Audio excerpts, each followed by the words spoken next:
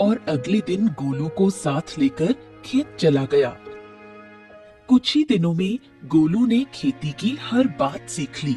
अब वो हरिराम का सच्चा मददगार बन गया था।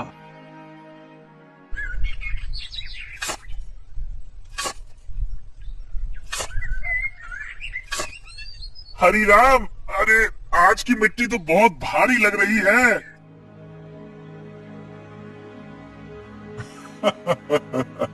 गोलू, अब तो तू पक्का किसान बन गया है। मिट्टी का भी फर्क समझने लगा है। गोलू की बात अब गांव में फैलने लगी थी और ये बात आखिरकार पहुंची जमींदार चौधरी के कानों तक। क्या हरिराम के घर एक बंदर है जो इंसानों की तरह बोलता है? हाँ जमींदार साहब, मैं खुद देख चुका हूँ। अरे मैंने तो उसे बोलते हुए सुना भी है। पहली बार तो मैं डर गया था। अरे भैया, तो फिर उस बंदर को लेकर तमाशा करना चाहिए। उससे तो बड़ी अच्छी कमाई होगी। ये बात आपने बिल्कुल पते की कही जमींदार साहब। जमींदार की हंसी कुछ देर चली, फिर वो गंभीर हो गया। इस हरिराम की जमीन पर मेरी नजर बहुत समय से है। बाकी सब तो मेरे कर्जदार बन चुके हैं, पर ये ससुरा हरिराम ये कभी झुका ही नहीं। उसकी जमीन बहुत उपजाऊ है जमींदार, बंजर में भी फसल उग जाती है। अरे इसमें मिट्टी का कोई खेल नहीं है भीमा।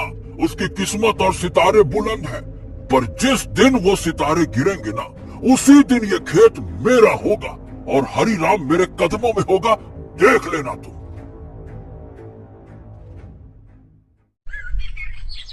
समय ऐसे ही बीतने लगा।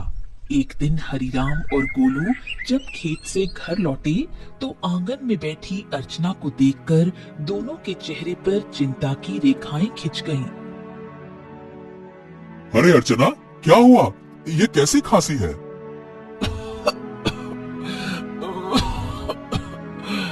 कुछ दिनों से खांसी हो रही है। अब तो दिन ब दिन और भी बढ़ती जा रही है। हरिराम, इसे नजरअंदाज मत करो। किसी अच्छे वैद्य को तुरंत बुलाना चाहिए। हरिराम ने देर न करते हुए गांव के एक अनुभवी वैद्य को बुला लिया। वैद्य ने अर्चना को ध्यान से देखा। हरिराम, देखो, इन्हें एक विचित्र बीमारी हो गई है। अगर समय पर इलाज न मिला तो ये जानलेवा हो सकती है। हाँ, नहीं नहीं नहीं नहीं वैद्य जी, आप तो इलाज शुरू कीजिए। मैं कोई कसर नहीं छोड़ूंगा।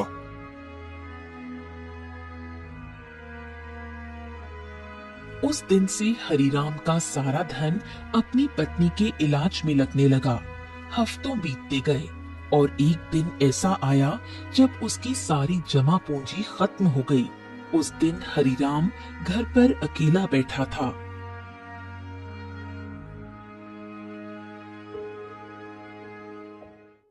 ऐसे उदास मत बैठिए, मैं अपने आप ठीक हो जाऊंगी। ऐसा ऐसा मत कहो अर्चना, मैं तुम्हें इस हालत में नहीं देख सकता। तो अब क्या करोगे? जो कुछ था सब तो मेरे इलाज में लगा दिया। अब तो बीज खरीदने तक के पैसे नहीं बचे। हरिराम सिर झुकाए बैठा था। तभी गोलू तेजी से दौड़ता हुआ आया। हरिराम, हिम्मत मत हारो। तुम्हारे दो भाई इस गांव में रहते हैं और तुमसे ज्यादा धनी भी हैं। उनसे मदद क्यों नहीं मांगते हो, हैं? हरिराम को ये बात ठीक लगी। उसी शाम वो गोलू को साथ लेकर अपने बड़े भाई केशव के घर गया। ओहो हरिराम, क्यों भाई, आज हमारे घर का रास्ता कैसे भूल गए, हैं? भैया, अर्चना की बीमारी के बारे में तो अब गांव में सब जानते हैं। मैंने जो कुछ कमाया सब इलाज में लग गया। अब कुछ धन की जरूरत है भैया। तुम तो जानते हो मेरी फसल इस बार खराब हुई है। अब खुद मुझे उधारी लेना पड़ रहा है तो मैं तुम्हें कहां से दूं? हरीराम कुछ नहीं बोला, सिर झुकाकर बाहर निकल आया। अरे वो झूठ बोल रहा था हरीराम, मैंने उसके चेहरे को देखा है, वो देना ही नहीं चाहता था। हाँ जानता हूँ रे गोलू, पर चलो एक और भाई है, उनसे मिलते हैं, चलो। अब दोनों बिरजू के घर पहुंचे।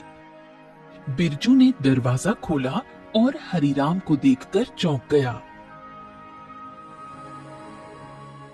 ओ हरिराम, आज भाई की याद कैसे आ गई? भैया भैया मेरी पत्नी अर्चना बहुत बीमार है, थोड़ा सा धन चाहिए इलाज के लिए। क्या? अरे बंटवारे में वैसे भी तुझे ज्यादा जमीन मिल गई थी, उसे बेच नहीं देता? मेरे पास धन का पेड़ लगा है क्या जो मांगने चला आया? झूठ मत बोलो भैया, सच तो यह है कि तुमने और केशव भैया ने मेरे हिस्से की जमीन भी दबा ली थी। मुझे 6 बीघा जमीन मिलनी थी, बस 2 बीघा मिली है, 2 बीघा। अरे निकल जा यहाँ से, अगर कर्ज लेना है तो जमींदार के पास जा, मुंह उठा के चले आते, भाग यहाँ से।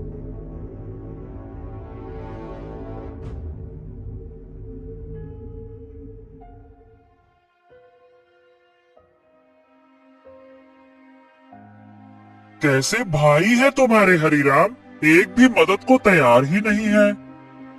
हाँ, इस दुनिया में इंसान ऐसे ही होते हैं, मतलबी, अपना पराया कुछ नहीं देखते। तो अब क्या करोगे? क्या जमींदार के पास जाओगे? हाँ, मजबूरी है गोलू, मैं नहीं जाना चाहता था, इसीलिए तुम्हारे कहने पे भाइयों के पास गया। अब तुम ही बताओ, मेरे पास और क्या रास्ता बचा है, बताओ।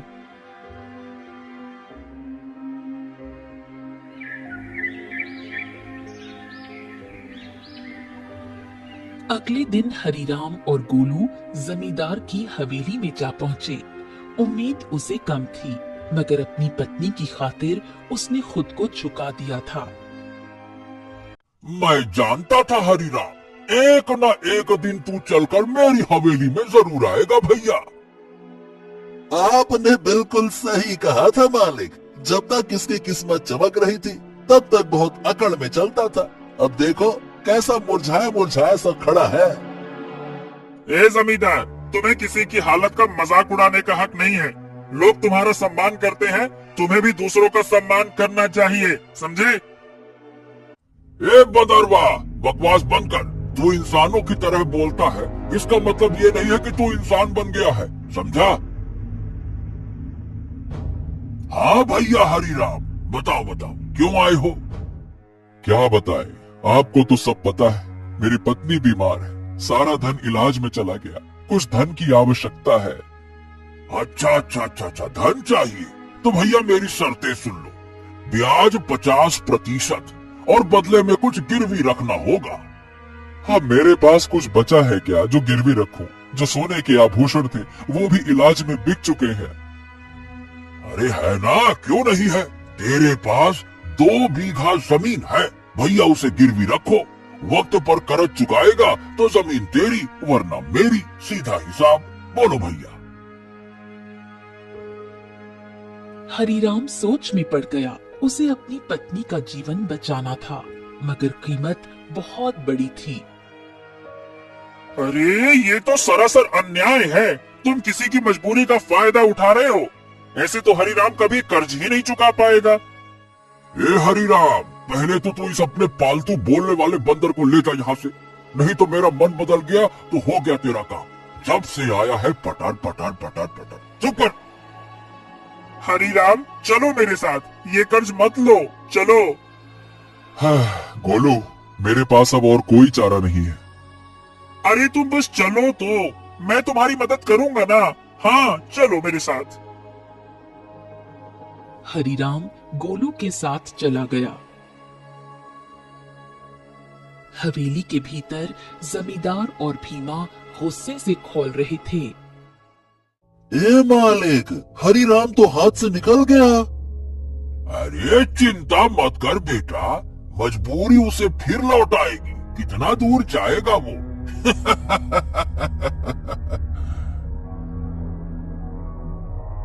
हरिराम गोलू के साथ घर पर आ पहुंचा और गोलू तुरंत वहां से चला गया।